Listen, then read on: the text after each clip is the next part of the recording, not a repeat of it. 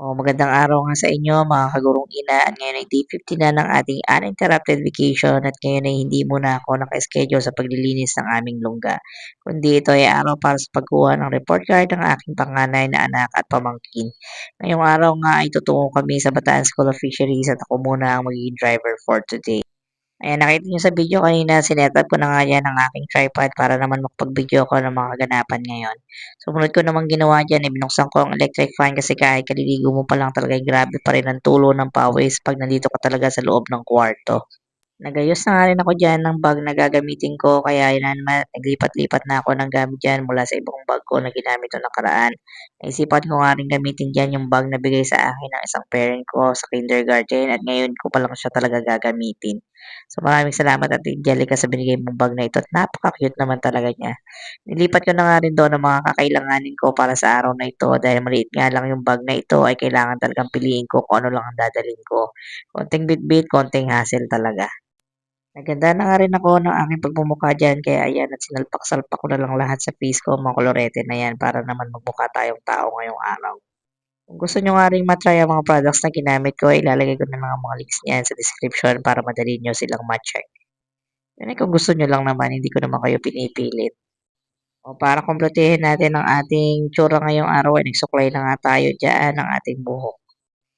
At para nga ma-finalize ang ating itsura ngayong araw, flat na tsinelas lang ang peg ko. Comfort is the key, lalo na driver tayo ngayong araw. Sinarado at siniguro ko muna na wala akong maiwang nakasaksak na appliances so nakabukas ng gripo bago ako lumabas ng bahay. Safety first, syempre. Inihanda na rin ni Kuya Bren ang aming motor kaya talagang aandar na lang kami. Ready na para sa lakad ng araw na ito. Ayan nga at nagpagas muna rin tayo ngayon. Talaga namang patuloy pa rin ang pagtaas ng presyo ng gasolina at ramdam na ramdam talaga sa bulsa. Ako na lang talaga ang hindi tumataas. Kaunting andar nga lang ay narating na namin ang Bataan School of Fisheries at hindi ko na rin sinamahan hanggang sa loob ang mga bata upang matutunan nilang gawin ang mga bagay-bagay ng mag-isa.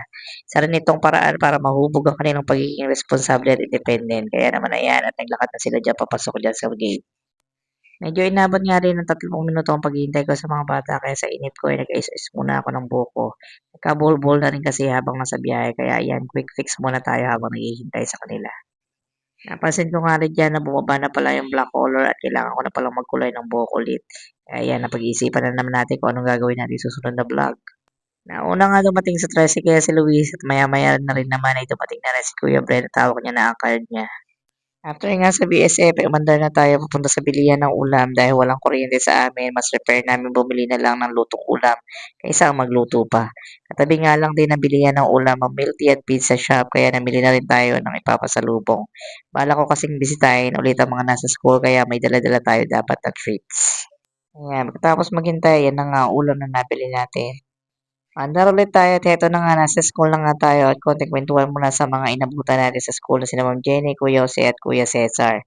Maya-maya lang din nagpaalam na rin ako dahil kailangan ko lang sunduin ng batang maliit sa bukid. Buti na lang talaga at may napag-iiwanan tuwing umaalis ako kasi naku na pag sinama mo to napakaligalig niya talaga. Ayan nga, dito nagtatapos ang aking araw ngayon at sinundo na nga natin tong maligalig na ito.